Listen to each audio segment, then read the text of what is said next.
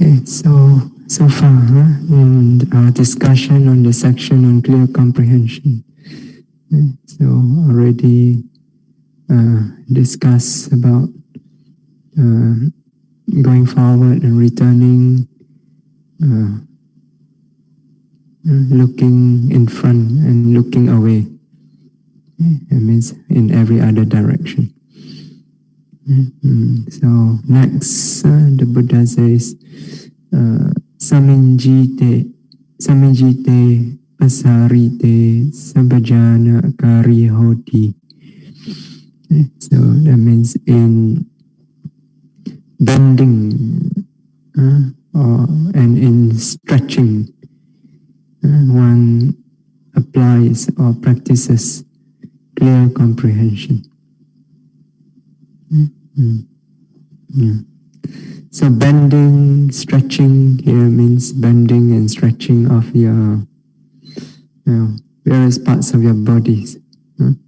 So limbs, your two arms, your two legs, even your head also. You bend like that, and then you stretch out.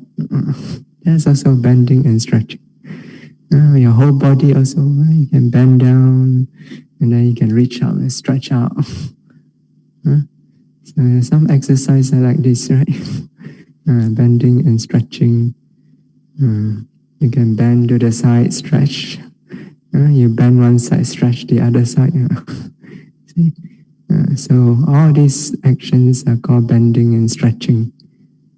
Okay. Even minor bending and stretching, even your fingers bending, stretching, stretching like that.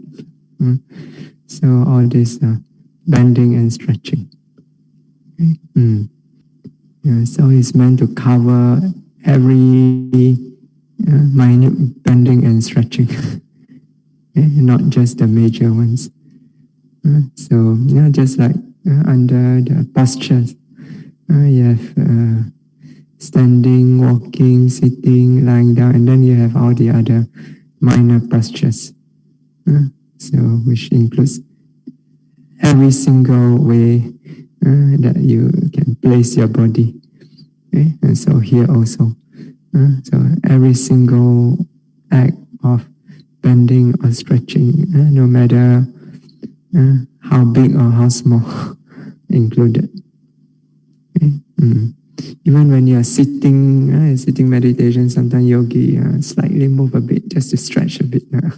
That also stretching. So throughout the day, in a retreat, especially during the daily activities. Okay? So as you carry out your daily activities, you find that you will be using your arms, your legs, your body, and so on, different parts of your body, in order to do a lot of things. Right? Like when you are, for example, reaching out to get something. For example, what? During your meal, right?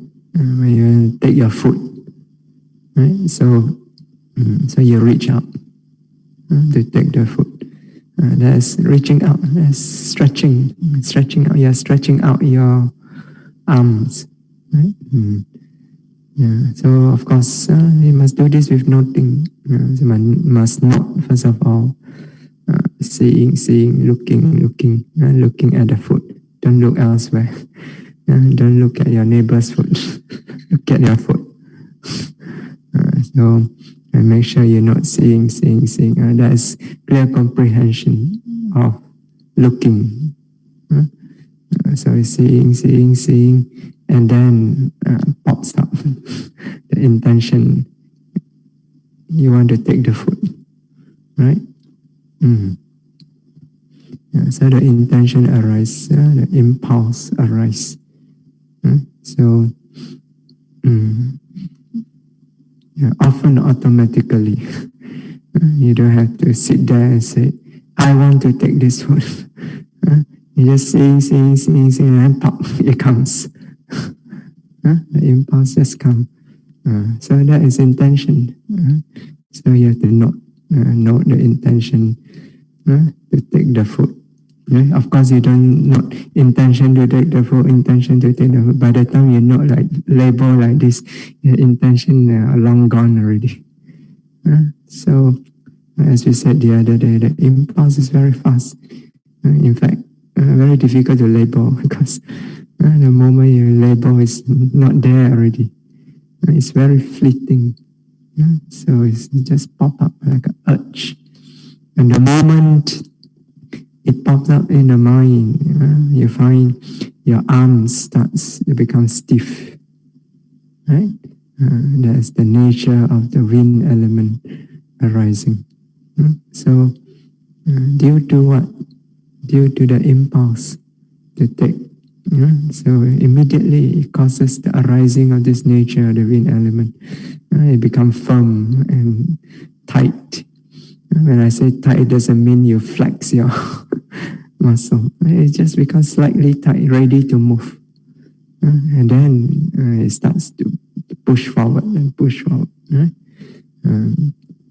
So you observe carefully. If you're noting, you have clear comprehension, observing carefully. You can see this process, this impulse giving rise to the nature of the wind element, giving rise to the movement of stretching out. If you observe continuously, clear comprehension or domain, observe continuously the entire act of stretching out from beginning to the end. Then you have you notice clear comprehension of non-delusion. That there's a series of impulse. It's not just one impulse and then your arm is already there. Right? Because one impulse, it gives rise to just a very slight movement. It's not there yet. So the mind continue to prod. Go some more. So the impulse arises. Go some more. Then this gives rise to more nature of wind element. Cause more movement. Another impulse, another movement, another impulse, another movement. So a series of impulse giving rise to a series of movement, of stretching out. So if you observe carefully, you have this clear comprehension of non-delusion. There's no person here that is stretching out.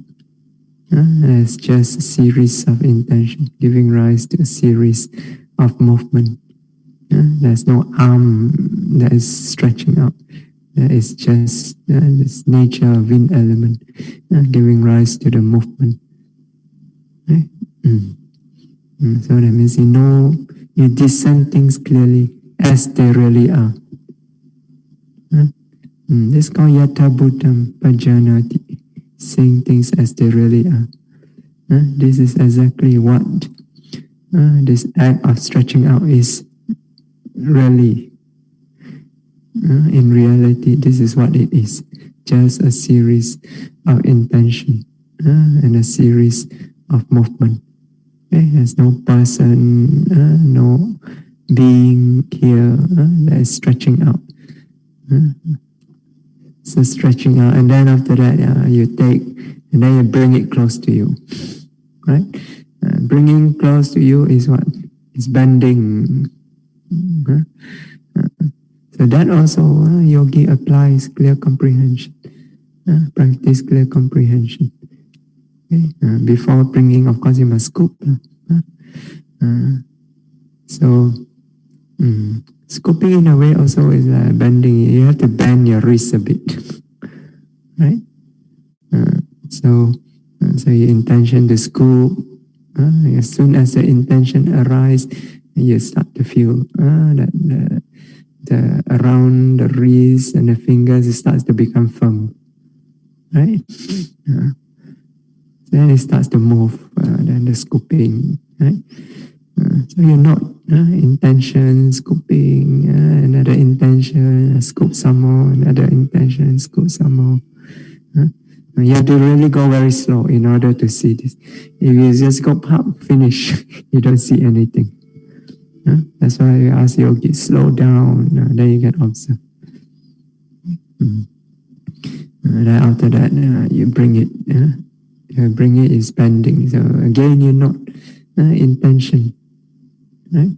As soon as intention arise to bring it, again the arm starts to pull. It becomes firm and starts to pull closer, pull closer. So the mind keeps pushing it to pull closer, pull closer. So the impulse. Okay. So again and again the impulse arises.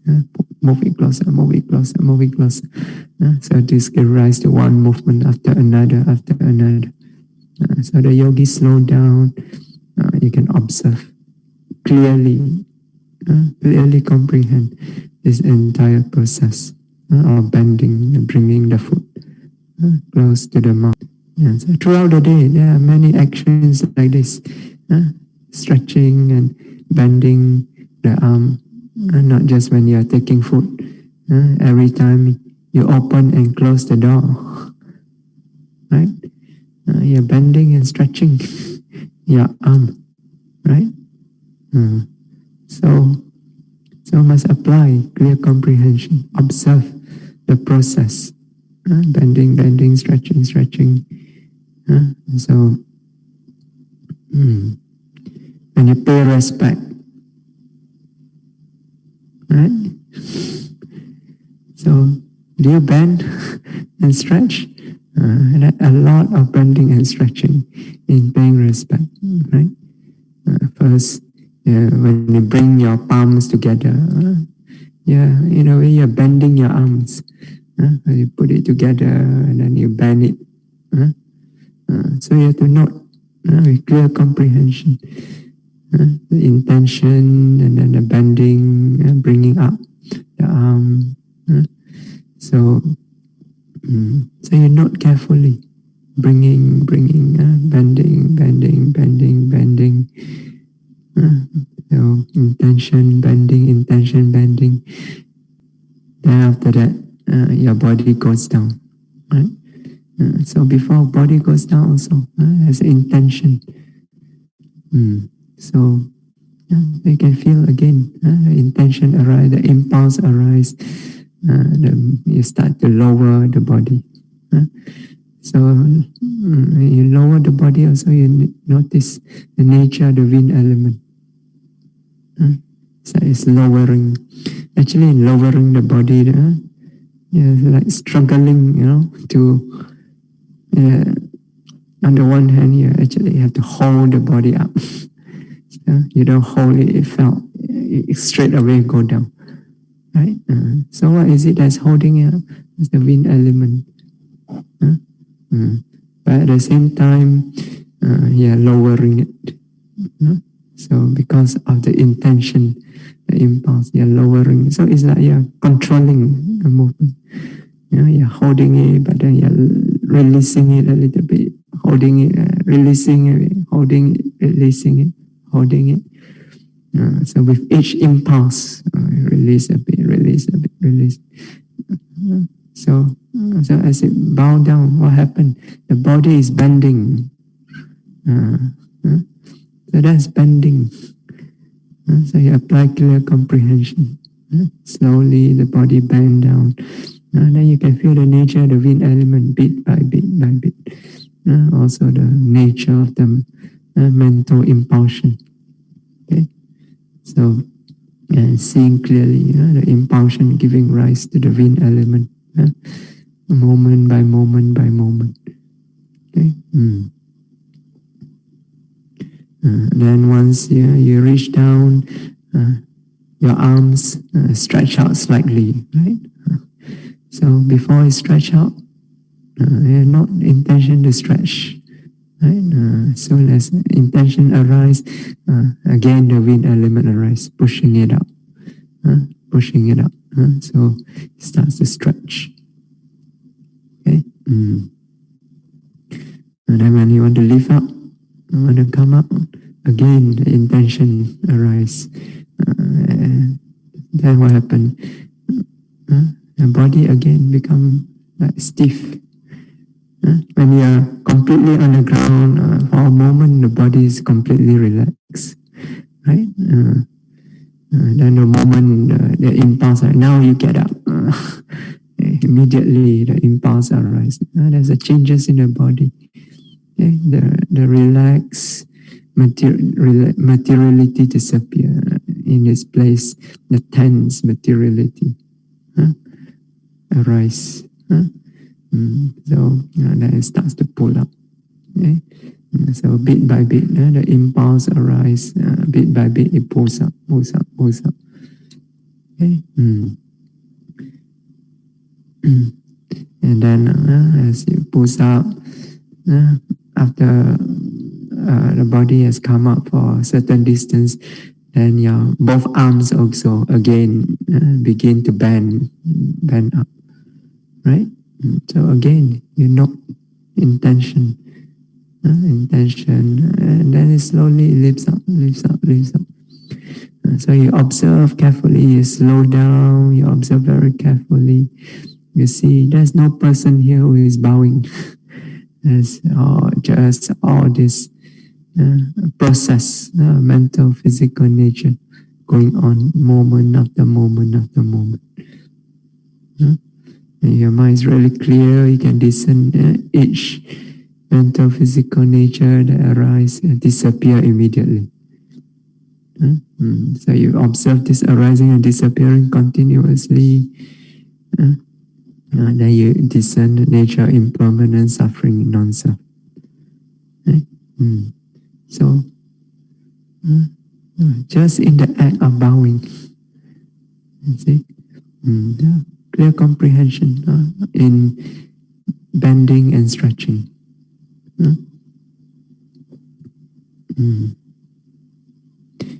So, what else is there? What else do you do every day that involve bending, stretching? When you climb the stairs, right? You climb the stairs, it involves bending and stretching your legs, right? First you have to bend in order to take a step, right? You bend and then put it there, and then you straighten it. Straighten means stretching, so that you get up, right? So again, you know the intention and the movement, nature of the wind element that arise moment by moment.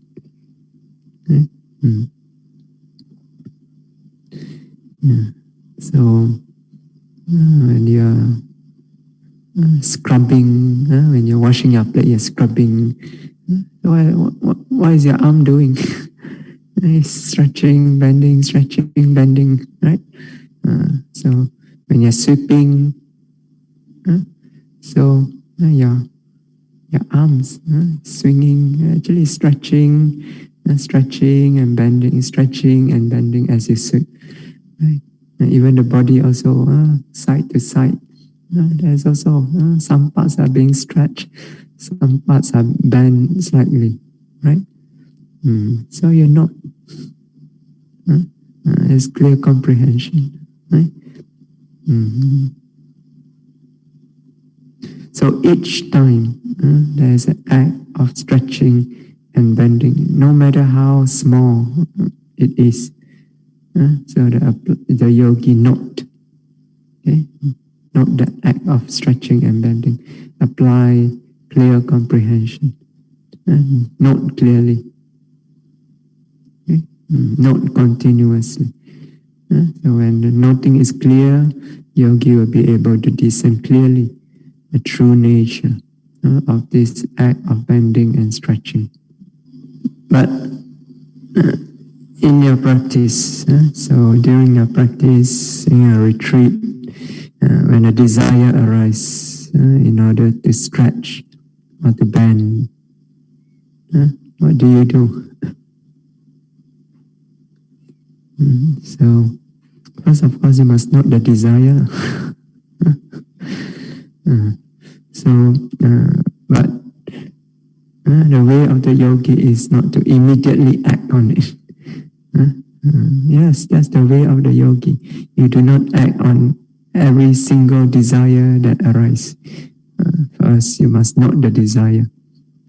Okay? And then there is the clear comprehension of what is beneficial purpose. Is there a need, a benefit of doing this? Is it suitable? Clear comprehension. Sataka sampajanya, sapaya sampajanya. Clear comprehension of purpose, what is beneficial or suitable. So, for example, during sitting meditation, so after sitting for some time, some parts of the body may become stiff, or pain may arise. So then the desire arises, right? You want to relieve the pain. Sometimes you need to stretch, right? So is it beneficial to stretch? When there's pain or when there's stiffness? Sure, it's beneficial, because otherwise this stiff sensation, pain, they may become an obstacle to the practice of meditation, may disturb the meditation. It is said that bodily comfort is a condition for samadhi to arise, right? So there is some benefit to stretch in order to get some comfort in the body. Comfort in the body is very important. That's why in the instruction of Anapana, the Buddha start off by showing you how to sit so that you get a comfortable posture. Right? So when the body is relaxed, comfortable, then the mind can easily sink into concentration. If there's a lot of discomfort in the body, then that becomes an obstacle for the mind, right? Sure, there's some benefit in stretching. But right in the middle of sitting meditation,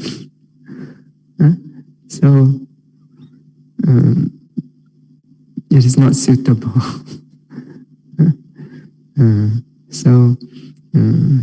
Here we have to treat it somewhat like pain. So you do not immediately shift, or stretch in order to relieve it. You have to treat it like pain, because it's not suitable to immediately stretch. Yes, if you do so, you interrupt the flow of your continuous noting. Especially every time desire to stretch arises, immediately you don't care, you stretch. Every time some discomfort arises, you stretch. You keep stretching. So your body is restless. Your body is restless, the mind will also be restless. You will not be able to settle. So it's not suitable. It may be beneficial, but it's not suitable. It's better to take the discomfort, the stiffness or the pain as an object and note. So that means you do Vedana, Nupassana. Okay? So, now, usually, if it is just a mild discomfort, so it can be easily handled with noting. You just note. After a while, it disappears. Right? Then you return to your primary object.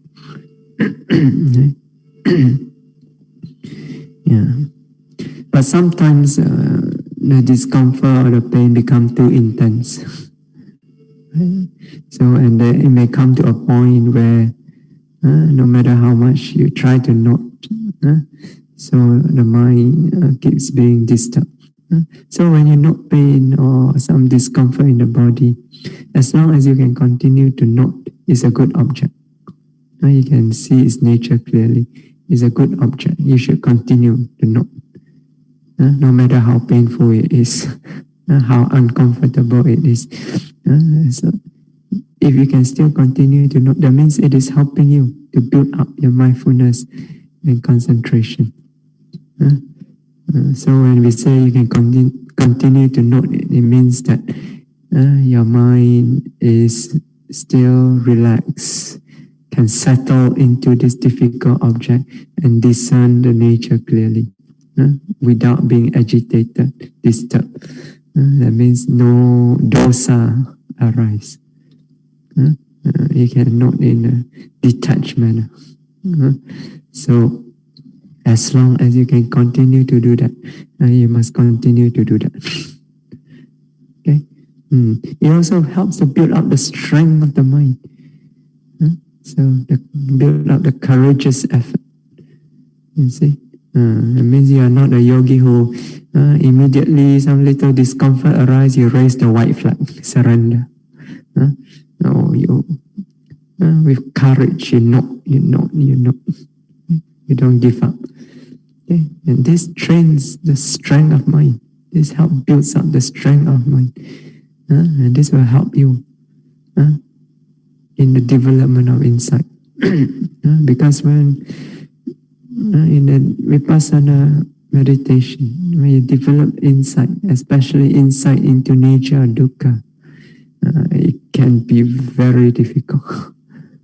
So if your mind is not strong, you'll be overwhelmed. You will not be able to go beyond it.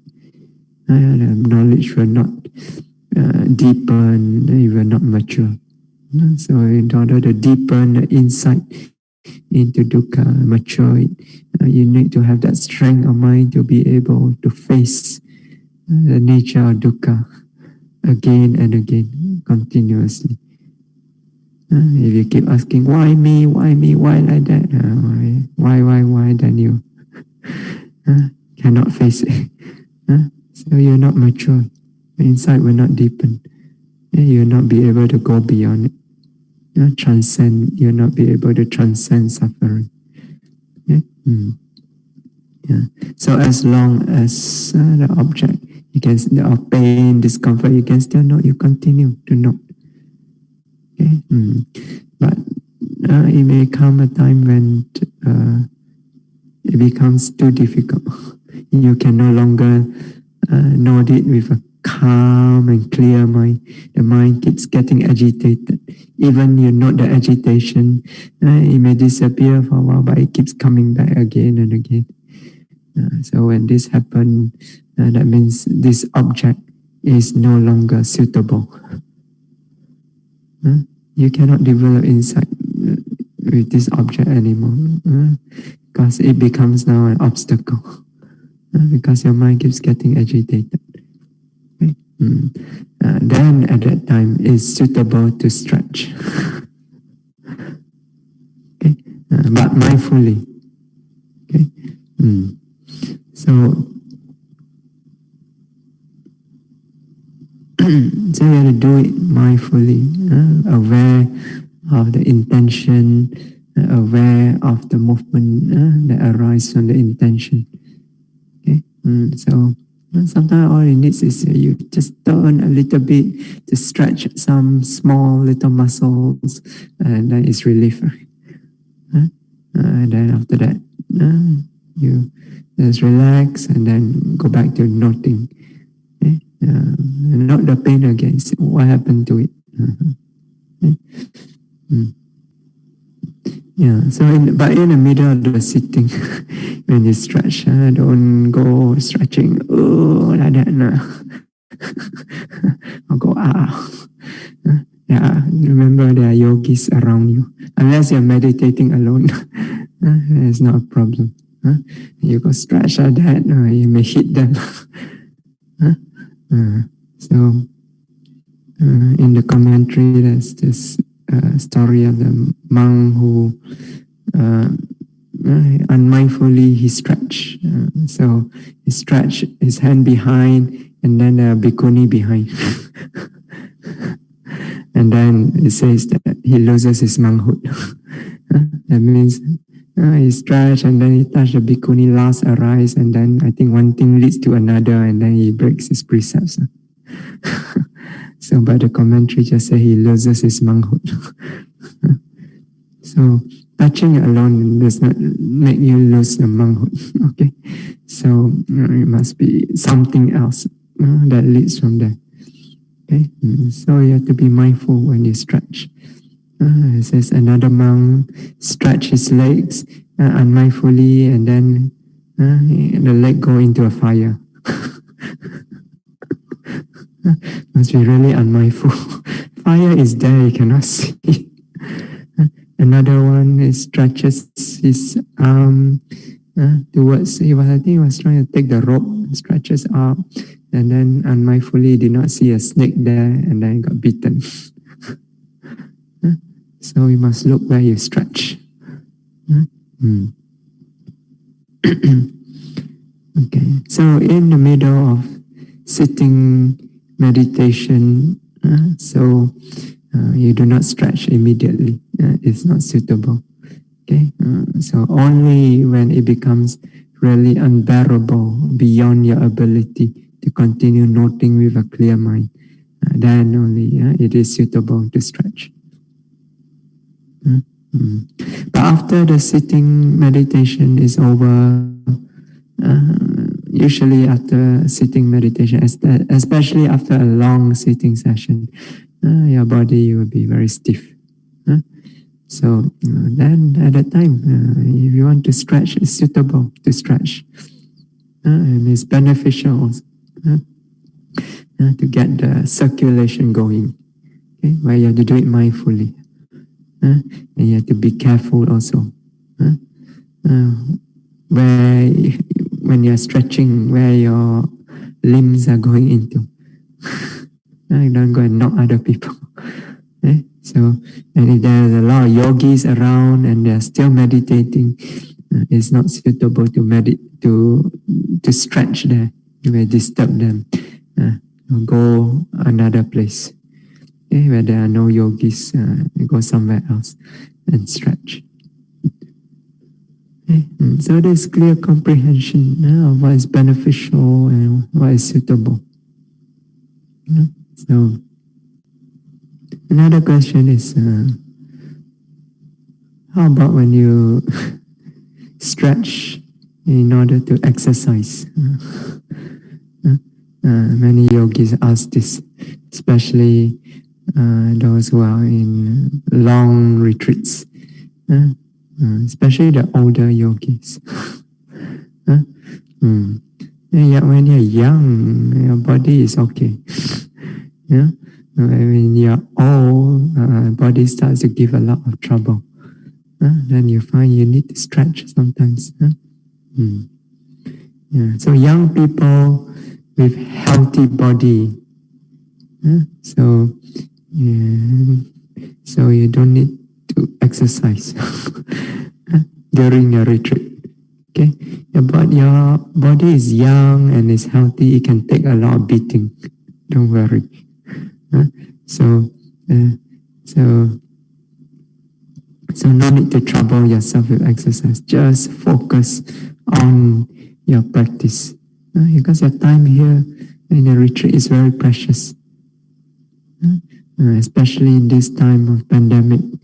That you have the opportunity to come to practice, even for a week, or 2 weeks or a month is still very precious. So many people don't have this opportunity. So you should make full use of that time. So for a short retreat also, even if you're old, for a short retreat, 1 week, 2 weeks, no need to exercise. So you can have all the time to exercise after you finish your retreat. It's only 1 week, 2 weeks. Right? So just focus on your practice. Okay. But for long retreats, it's a different story. For very long retreats that can go on for months and months. So there is some benefit. Do some light exercise. Okay? Light exercise. Okay? Don't start bringing your dumbbells and all your gym equipment to the retreat center. Okay? Light exercise. So yes, in a long retreat where you do long sitting, long walking meditation over periods of months and months. So unless you are one of those yogis, very skillful, you can very quickly develop bojjhanga, the factors of enlightenment. So when you develop factors of enlightenment, your body, factors of enlightenment are very therapeutic. So your body will be in a very good shape. So he said that Mahasi Sayadaw said that when he was meditating, even though he was noting continuously for months, so he practiced very rigorously, walking, sitting, it's very disciplined. He feels very healthy. So his teacher explained to him, Mingun Sayadaw explained, it's due to the bojjhanga. So if your practice is going on very, very well, and the bojjhanga, factors of enlightenment arising continuously, you feel very healthy. You don't feel the need to exercise. Yes, even though your practice is very rigorous, even though you sleep only very little, you eat only enough, but you feel very, very healthy. Okay? So if you are one of these yogis, very skillful, you can develop bojjhanga very fast, then you don't need exercise. Otherwise, in a long retreat, so the body may be stressed up due to long periods of sitting and walking, especially if you're all yogi. So all means how old? I think it depends on the individual, how healthy you are. Some people, when 30 years old, the body already koya already. Some people 70 years old, the body still very strong and healthy. So it depends. I think Sister Sam very healthy. All these years, I never see her complain about any sickness, except her eyes. So it depends on the individual yogis. But usually after 1 month, after meditating continuously for 1 month, and if you are still struggling with your practice, then you start to feel the stress of the body. So that's why yogis must train in order to be able to enter into concentration, vipassana concentration, as quickly as you can. Okay? Because once you enter into concentration, so you don't struggle so much with the body anymore. Okay? You may still have to struggle with insight, okay? But with the body, not so much. And with the mind, not so. But if you don't enter concentration, you struggle with body, struggle with mind. Okay? And then the mind and the body takes a toll.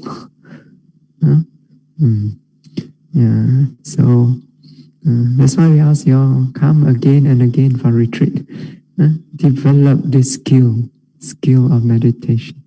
so that you can very quickly enter into mindfulness, concentration, clear insight.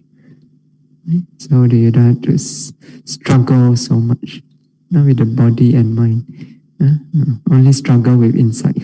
Yes, insights you have to, especially do kanyana.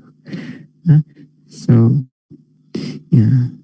So for long retreats like this, when your body starts to feel the burden, the stress of the rigorous practice, there's some benefit to do some light stretching exercise in order to maintain the body in good shape, to support the practice. Okay, so but you have to do it mindfully. Doesn't mean exercise, okay, you jump around. That's why you must, certain exercises are not suitable. Jogging, no. Must be very simple exercise and don't spend too much time doing it. Okay, so I think more than 20 minutes is too much. Okay, so, and also don't overdo it. Yeah, don't overdo until it takes precedence over your practice. So you have to keep in mind this purpose of doing this light exercise is just to support your practice. You do it for the purpose to support your practice. So the practice must always take precedence. Okay, so you spend too much time doing this, then it's not suitable anymore. Okay, and the exercise must be very easy and simple exercise. Simple enough so that you can still be mindful. So a certain qigong exercise can be very simple, simple stretching. So, but you have to do it mindfully. Yeah, remember, you're still in a retreat. Okay, so so it must not be those exercises you have to do very fast movement, not that, the slow movement. Okay. Actually, what the Buddha recommends is for monks. Monks means those days monks are the yogis, right? So what the Buddha recommends, in fact, the only exercise that the Buddha allow, sweeping and walking.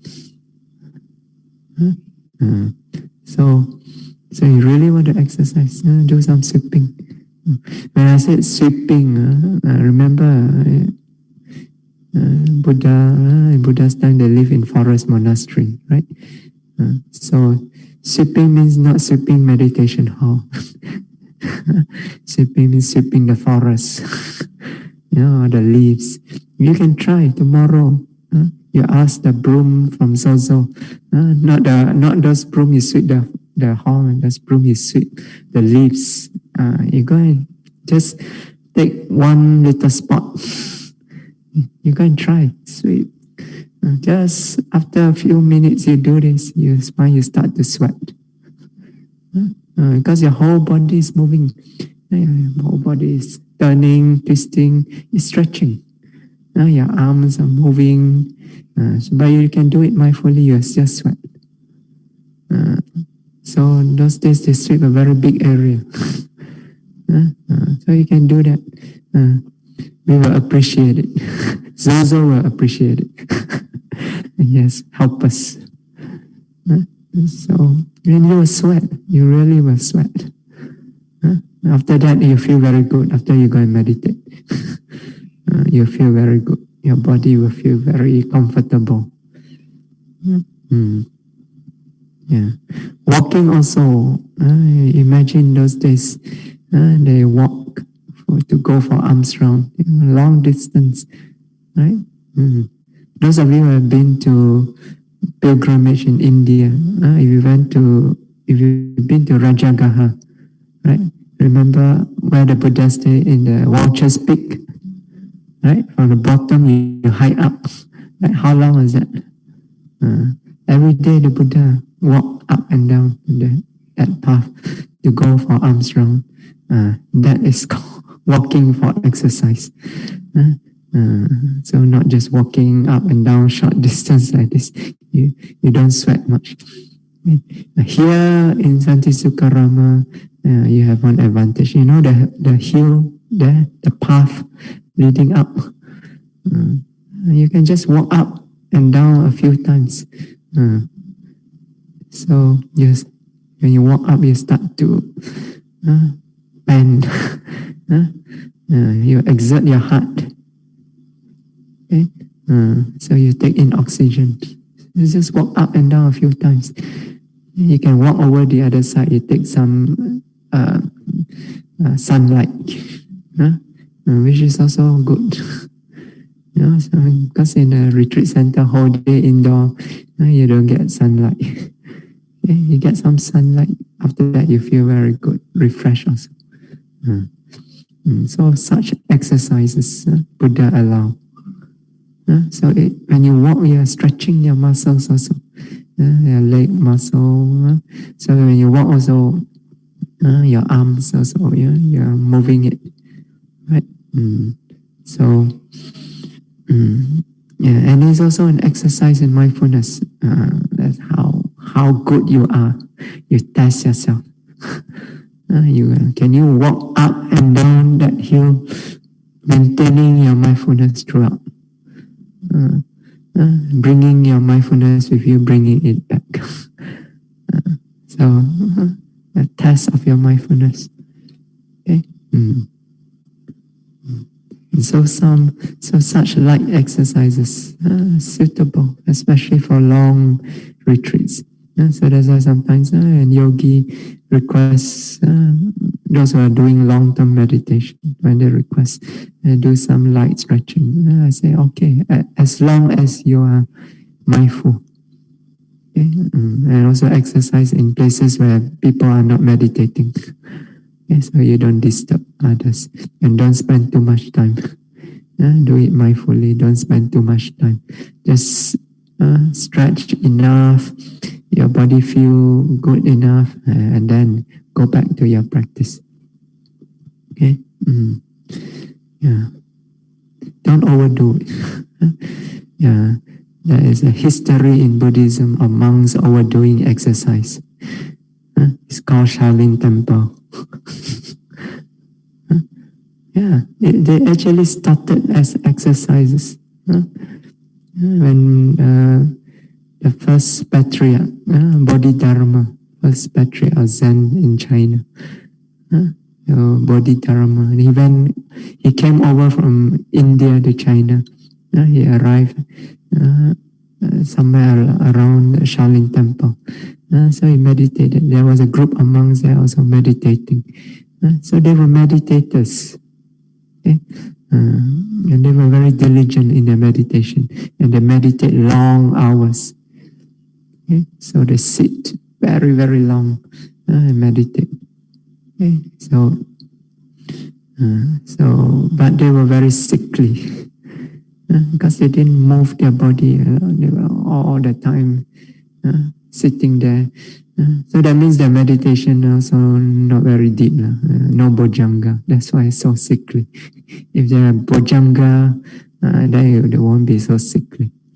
So because they were so sickly, when Bodhidharma saw this, so he introduced them certain exercises. I think he probably got them from India. In India, the yogi tradition in India, over a period of thousands of years, they have developed these exercises to support them in their practice of meditation, which you all do nowadays as yoga. This actually began for those meditators, because they meditate for such a long period of time.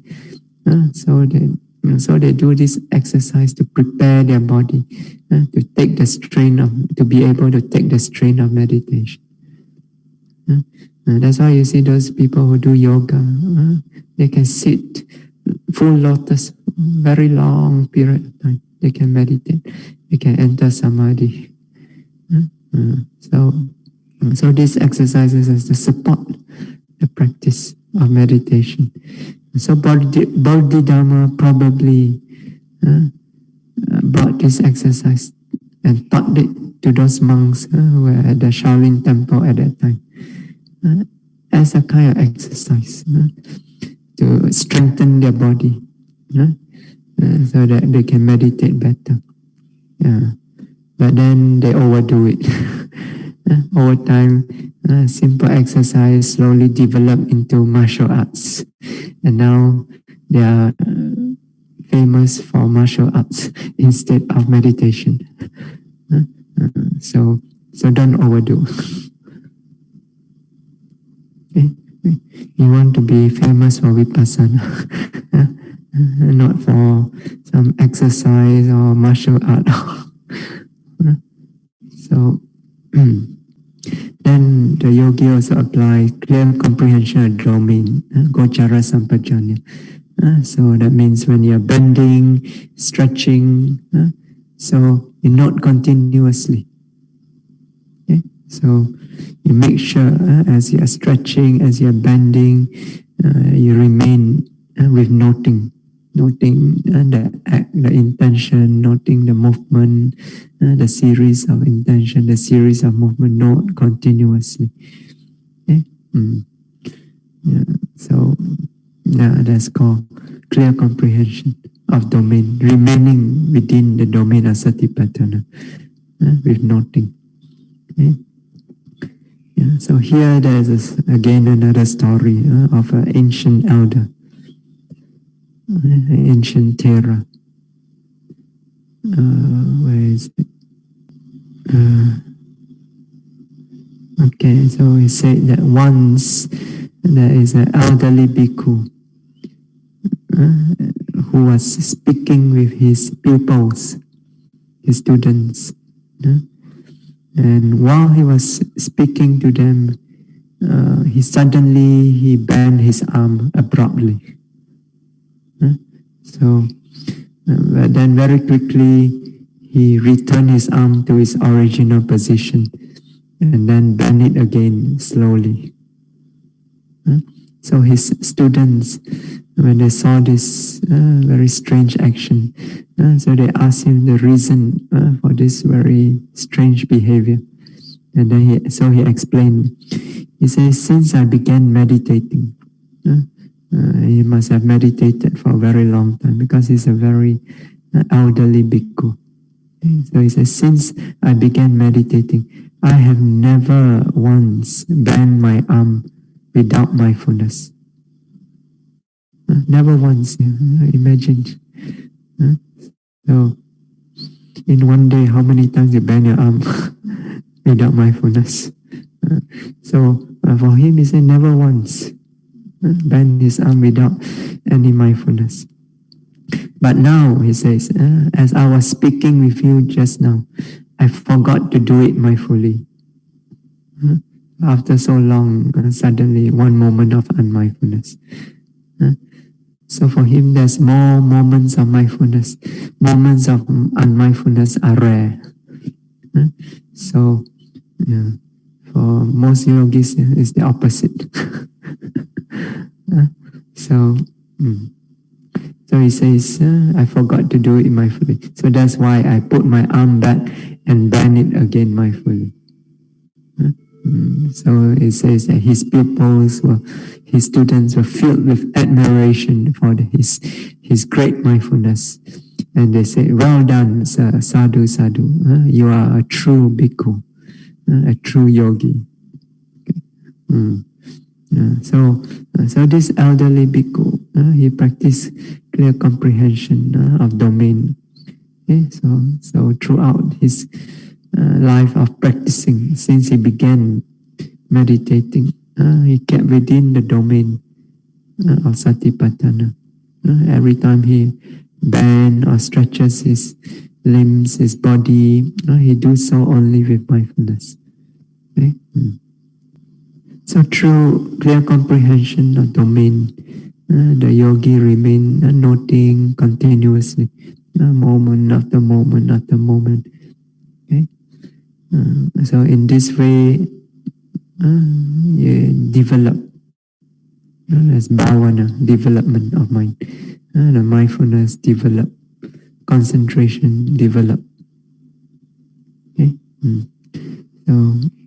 So when develop, when mindfulness and concentration develops, then the mind becomes clear and sharp. So then clear knowledge arises. Clear knowledge arises. Okay? Jnana arises. So this is also developed. This is also bhavana. So when the mind can discern clearly, then the understanding arises. There's no person here, no person, no being here that bend or stretch. So, and there's no limbs, no bodily parts that is bending or stretching. Rather, there is just series of intention, giving rise to a series of minute movements. Okay? So the yogi have this clear comprehension of non-delusion. He sees this act of bending and stretching for what it is. Okay? Just a series of intention giving rise to a series of minute movement. Okay? Wind element that causes minute movement. Okay? So the yogi realized clearly that there's just this mental physical process going on continuously in each act of bending and stretching. Okay? There's no person, no being, no self here. Okay? So who is it that causes the bending? There's no one who causes the bending. There are just nature of mental nature of intention or impulse. Okay? That give rise to the nature of wind element that causes the bending. Okay? So, and what is it that is bending? Is it the arms? Is it the legs? No, there's just a series of movement that arise due to the nature of wind element. That and this wind element also arises and spreads due to the impulse. Okay? Yeah. So such realization, such understanding, such clear vision of what is going on is called asammoha sampajanya, clear comprehension of non-delusion. Furthermore, the yogi may also discern clearly that each of this mental, physical nature that arise in this act of bending or stretching, each one of them arises and disappears right there where they arise. Okay? So as he notes this mental, physical nature arising and disappearing continuously, then you also begin to realize the nature of impermanent suffering and non-self. Okay? So this is also called clear comprehension of non-delusion. So in every act of stretching and bending, yogi applies clear comprehension. By applying, so he discerns clearly true nature, the underlying reality.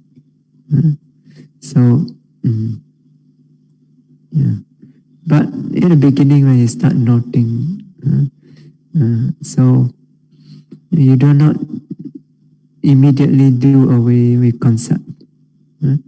So although you discern reality, but you're not straight away do away with concept. Okay? So when you first note, especially for beginners, when you're not stretching, bending, you're still in the mind, still have this idea of the form and the shape of the arms, the legs, the body. So the mind will still form this idea, this concept of the form and the shape. Okay? But at the same time, if you are really noting carefully, you will also experience nature of wind element as motion. So you note the arm is moving. This is the manifestation of the wind element. So manifestation of wind element means conveying. It's being conveyed from one place to another. This is just a fancy way for the commentary to describe motion, conveying from one place to another. Okay. So that's how the manifestation of wind element, how it manifests, how it appears. Okay. So when you discern motion, you are actually discerning wind element through its manifestation. Okay. You can discern wind element through its characteristic function, as well as its manifestation. Okay. So in the beginning, you discern the motion, more of the motion, not so much of the characteristic like tightness, stiffness, and so on. So, because those are very subtle. So the wind element that arise in motion usually very subtle. As we said just now, we say firmness, tightness doesn't mean it's very, very tight. It's just very slight tightness. Okay? In the beginning, the yogi will always miss that. But the motion is clear. So in the beginning, a yogi will discern more the form and the shape of the limbs, arms or the legs, together with the motion. Okay. So in the beginning, when you're noting, you see a mix of both concept and reality. Okay. But as the mindfulness and concentration and knowledge improve, it becomes sharper and clearer. Then each time the yogi the mind will become more and more focused on the nature, intention, nature, the wind element, the pulling, the pushing, the tension. So it becomes clear enough. This nature becomes clear enough so that the mind begins to move more and more towards this nature, the mental and physical nature, rather than to the concept, the idea, the form and shape of the body. It's still there. It won't completely disappear. Okay? It's still there, but the attention will move more and more towards reality. Okay? But it will not completely disappear until Banganyana. Okay? So, yeah. So the concept does not immediately disappear. Yeah. So it depends on how focused you are on reality. Okay? But no matter how much you're focused on, eventually, when you are lost in noting, yes, you can continuously stay with reality. Okay? But because the momentum in Vipassana meditation, because Kanika Samadhi, the momentum is not like the Samatha Jhana. You go in, you can last for hours. Kanika Samadhi depends on how strongly you develop it. It may last for just a short, brief moment, or a few minutes and so on. As long as you are in it, you're lost in it, in Chitta Visuddhi, the mind continuously discerns reality. But once the momentum is lost, again the concept will come back. So you have to understand this. Otherwise, you will say, how come I still see concept, I see form and shape? Yeah. And in order to transcend more faster beyond the form and shape, so the labeling, because labeling is actually concept, right? So you are actually making use of concept in order to help you with the noting. Okay. But in order for it to be helpful, the noting, the labeling needs to be, the label needs to be very simple.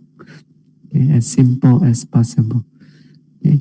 Don't use complicated long label. Huh? I'm opening the door. I'm opening the door. First of all, drop the I. Say opening. Don't even say opening the door. Say opening, opening. Simple. So you say opening the door. Chances are your attention is more on the label, on the concept. Then you start to think of opening the door, or then the door appear in your mind. Your arm opening appear in your mind. Just say opening, opening, opening. That's all. Simple. Use simple label so that the mind can sink in to the process of the arm stretching out to open and bending. So you don't want to distract your mind with all this complex label. You want to be as simple as possible, so that the mind also can be as simple as possible, and it can sink in into the experience. Okay, so this is clear comprehension. Applying clear comprehension in stretching, in bending, and in stretching. Okay, we stop here for today. Imaya Dhammanu Dhamma Patipatiya Buddham Pujemi. Imaya Dhammanu Dhamma Patipatiya Dhammam Pujemi. Imaya Dhammanu Dhamma Patipatiya Sangham Pujemi. Imaya Dhammanu Dhamma Patipatiya Mata Pitunam Pujemi. Imaya Dhammanu Dhamma Patipatiya Acariyanam Pujemi. Adha Imaya Patipadaya Charam Ranamha Parimochisami.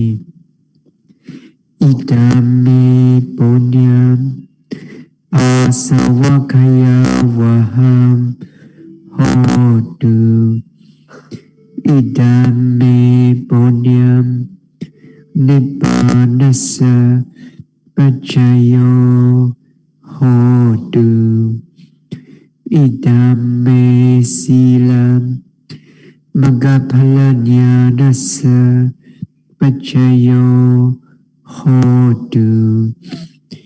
Imam no Punya Bhagam Sabbasatanam Dema.